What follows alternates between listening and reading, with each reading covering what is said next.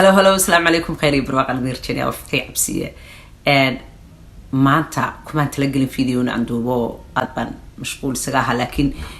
arrin yaro urgent baan wadaayo oo aan sidii yaad ilaawina intaan ilaawin ka gaarsi fariimahuna aad iyo aad bay ugu badan yihiin marka sheeka ii timaada arrin ii timaadaba ama maaragtay talo la soo weydiistaba waxaan israadaa tanaa ugu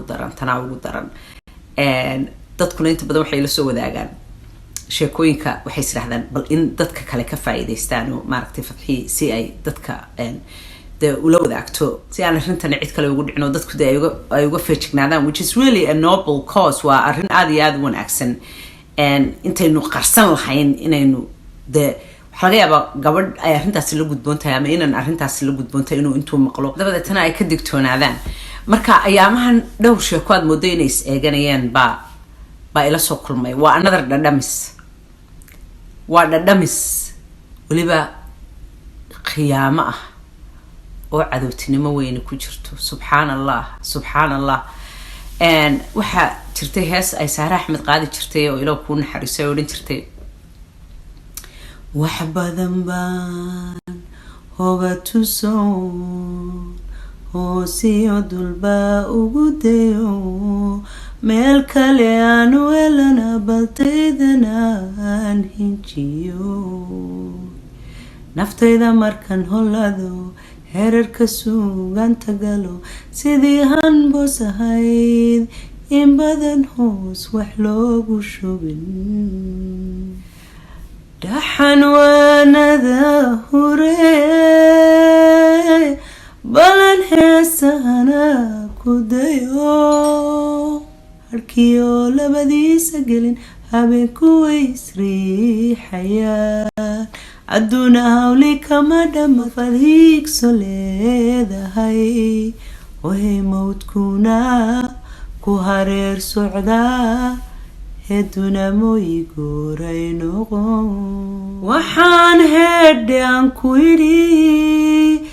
amase hoy aan ku idhi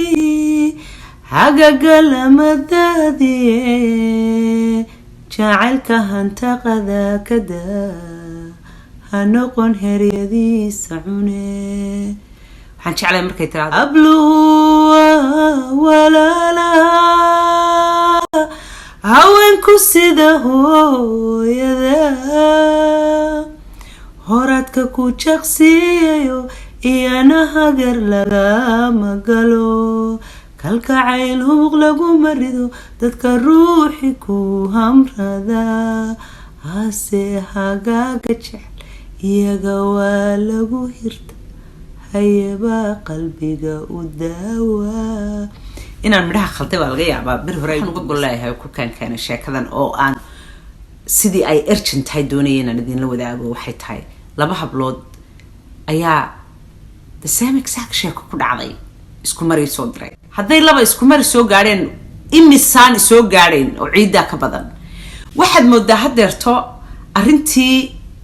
dhadhamis ee aan hore uga hadlay dhadhamis ninku geesi buu ahaa choice buu siiyey gabadha iyaday jirtaa hadday diidayso iyo hadday yeelaysaba laakiin labadan sheeke aad moodo inay twinska yihiin gabdhaha midi muqdishoy joogtaa waxay tidhi waqooyi baan anigu u dhashay shaqaanu imi xamar dadkii shaqooyinka usoo doontay baan ahaa inan baanu isbaranay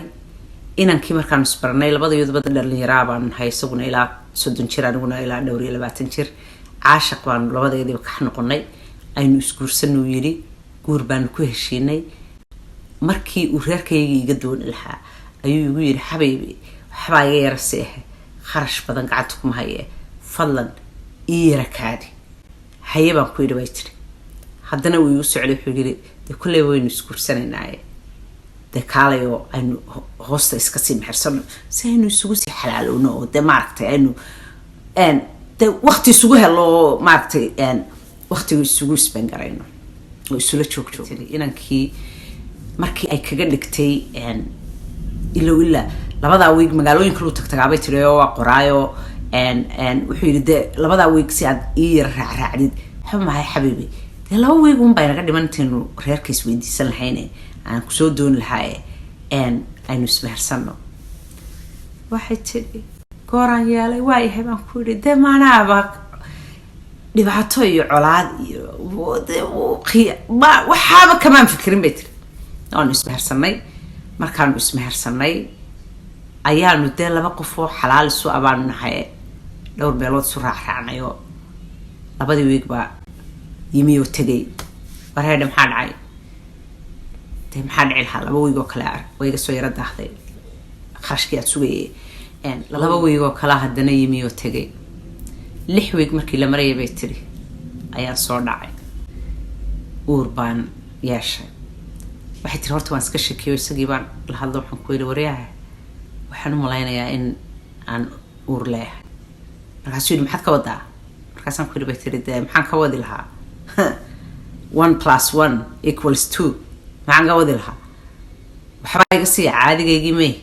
marka waan iska shakisana gabadhay waxaan kuu sheegaa buu igu yidhi bay tiri haddeer iyo haddeerba uur ma yeelan kartid maxay tahay uur baan yeeshay waxay nagula hadlaysa baleega naa uur ma yeelan kartid waxaan ku yidhi bay tiri xabiib maxaa kaa siiya uur ma yeelan kartid maxay tahay nin iyo naag markay isu tagaan dee maxaa dhacaa ma aniga keligay baase uurka isu hayaa soo labadeennu waxaynu ka mas-uul nahay maaha midda kale dee waxbaba maaha waynu isguursanaynaabee qarashna uma baahna hooyaday uun la hadal waxay tiri hooyaday iyo aabahay anigoo yar bay kala tageen hooyaday baana korsatay oo nala tacadiday oo dee nala dadaashay oo gabadha ugu weynna waa nahay qofka kaliya jaamacad uga baxayna waa aniga reerkii uun iga doono i weydiiso meel yarna waxay tiri baan ka yara shaqaynayo shaqadiina waa iga dhamaatay oo waxba gacanta kuma hayo wuxuu igu yidhi bay tiri anuu haddeerba shuqul kuma lihi hadduu uur meesha yimaado oo dee maxaad ka wadaa ninkii waaba disappear bay tiri completely disappear ala kulli xaal waxay tiri fadxiye ninkii meelu jaani cirib dhigay waa la waayay la raadi gabadhaan saaxiibnahay waxay tiri iskaayo bartay baa ila raadisay finally waa la soo helay gaarkiiyo gundaha la qabsaday war hooyadeedu la hadal reerkoodii uu la hadalo waxay tiraahdaa gabadhiinii waanu isguursanay oo hoostaanu iska meher xadnayo ogaada inaan la aqal galay rabtaa waxay tiri anaa bari waxaan ku yidhi ha ii yidhaahdo uun in ay ila aqal gasho way diidan tahay gabadhiinuye sidaa u ogaada laakiin anigaa ilmaha ka dhalayo waanu ismeher xadnayo inaanu isla aqal galay ahayd laakiin way iga noqoto way diiday anigii baa sheekadii u dhisay bay tiri just in ilaahay asturo in uun hooyaday oo wixii xoogiyo xidaan xidkeedii oo dhan i gelisay waxay tiri sidii baan ilmahaygii iskaga dhalay ilmahaygii baan iska haystaa waxba haddeer saasa gacanta kuma hayo wax aan deegaankaygii kula noqdana garan maayo waan ka khajilaya waan ka xishoonaya anigoo kabna lulaya kabna laalaadinaya naagtii dhammayada reerkooda u shaqo tagtay waxay tiri ehel iyo asxaab baa i caawiyey inan baa ilaahay siiyey caafimaad qaba iska dhalay warqadaydii bidix iyo midig laga la baacsay marba luuq laga soo saar finally ilaahay waa iga furfuray way tiri warqadaydii iyo madaxaygii waa la iga qaaday war waxba kaama rabnay warqaduun ku furay uun dheh waxay tiri wuu joogaa wuu ogyahay inaan wiil dhalay kama soo wareego shuqliyo shaqatoona kuma laha ninkaa waxaan rabaa waxaan kuula soo xiriiray fadxiya inaad culimada iyo dadka diinta garanaya ii weydiisid ninkaa miyuu xaq u leeyahay inaan wiilkayga magaciisa siiyo magaciisa ugu magac daro oo dee ina hebel aan dhahdo weeye inankayga maba doonayo bay tiri xataa inaan sameeyo laakiin dembina inaan galo ma rabo maxaan sameeyaa bal culimada iyo dadka ii weydiiya dee waan sheegayaa baan ku yidhi anigu intaa waxay kaloo ii sheegtay waxay tiri waxaan kaloo soo ogaaday inay jiraan hablo badan oo maaragtay meelo kala duwan oo waddankiiya ka yimi oo magaalada muqdisho jooga oo sidaasoo miidhan lagu sameeyey oo niman badan oo dowladda u shaqeeya iyo qaar wariyayaal qashinkaa wada wariyaha sheeganaya waxay tiri hablihii ta lagu sameynayo sheekadanaa socota iminka gabdhihii inta la mehersado oo la yidhahdo waan ku jecel hoo waan ku jantay oo waan dhimanayaa la-aantaa maba noolaan karo marka la meheriyona uur lagaga wada tago ay tiri oon dib meel uu jaani cidhib dhigay aan la garanayn alla wiyo tolaay gabadh kale waxay ii sheegtay niman meelahan baarlamaankii xaafadahan qaaligaa degan oo dowladda u shaqeeyo jagooyin waaweyn haysta intay gabdhaha baabuur usoo diraan oo gabadhi waxay tiri intuu ninkaasi dabagalo igu yidhi waa ku jecel oo ku guursanaya markii uurigaga tagayna uu meesha iga galay uu yidhi hadday agagaarkaa soo marto askartay agagaarkaa hadday soo marto xarigga u jiida jeel u taxaaba gabdhaanu waxay sunnahay baa raadiyey bay tiri oo wuxuu ugu hanjabay macaa idinkaan idin xidhayaa iska daa iyadoo macaa idinkaan idin xidhayaa iyo ehelkiinaba agtayda haddaad dib dambe usoo martaan war gabdhahan maxaa sida loogu gelaya war gabdhahan yaa u maqan war ilaahay miyaanu idin daalacanayn war ilaahay miyaanu idin gabdhaha sida loo gelayo meherkan beenta ah war miyadan ilaahay ka baqayn ragga Soomaaliyeed I know ragga Soomaaliyeed markaan leeyahay ma wada aha